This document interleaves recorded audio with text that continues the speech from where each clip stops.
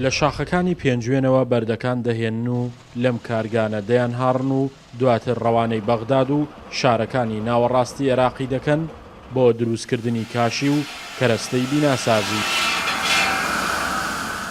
ئەم پیاوە ساڵانێکی زۆرە لە کارگەکانی بەردهاڕینی قەزای دەربەندیخان کار دەکات. ئەو باس لەوە دەکات گیر و گرفتیان زۆرە و لەگەڵ ئەوەی هیچ پشتیوانێکیان لەلایەن حکوومەتەوە نییە، هەروەها بەهۆی نزیکیشانەوە لە سەنتەری شار زۆر جار ئاستەنگ بۆ کارەکانیان دروست دەکرێت و کارەکانیان ڕادەگیرێت. ئەمە ژوا دەکات کاریگەری لەسەر دابەزینی ڕێژەی بەرهەمەکانیان هەبێت. تا ئێستا حکوومەت هیچ یعنی یارمەتێکی خاوەنی معاملەکانی نەداوە تا ئێستا داعمی نەکردوین و دوایشە هەموو جارێنە سەرمان پێمان ئەڵێن ئەبێ بگۆزن و لەیرانە ئێوە معاملەکان تۆزەکات. ئەم معاملانە هەیە پارە ئەدا بە حکوومەت زەریبەی لێوەرەگرێت، پارێکی زۆری لێوەرەگرێت، بەڵام کە تۆ شوێنێکی بۆ دابیندەکەی بچێ بۆ کوێ. قایمقامی دەربەندیخانیش باس لەوە دەکات کێشەی ئەوان خراپی جێگەیە و هەوڵ ئەدەین شوێنی گونجاویان بۆ دابین بکەین بۆ ئەوەی چیتر ئەوان ڕوبەڕووی ئەو گرفتانە نەبنەوە کە زۆر جار دێتە ڕێگەیان، بە تایبەتی گرفتی ژینگەی.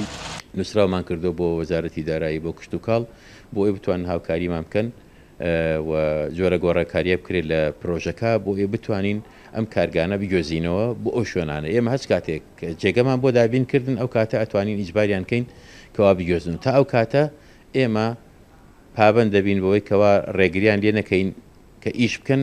شارەزایانی ئابووریش دەڵێن پشتیوانیکردنی کارگەکانی ناوخۆ جگەلەوەی کاریگەری باشیان لە پێشخستنی کەرتی ئابووری هەیە، لەگەڵ ئەوەشدا هەلێکە بۆ زیادبوونی دەستی کاری ناوخۆیی. بۆیە گرنگە حکوومەت ئاریشە و گرفتی خاوەنکار و کارگە خۆماڵەکان چارەسەر بکات. ئەکری ئەم کارگانە پەریان پێ بدرێت چۆن وەک دامەزراندنی کارگەی کاشی و خشتە ناوچەکەیە.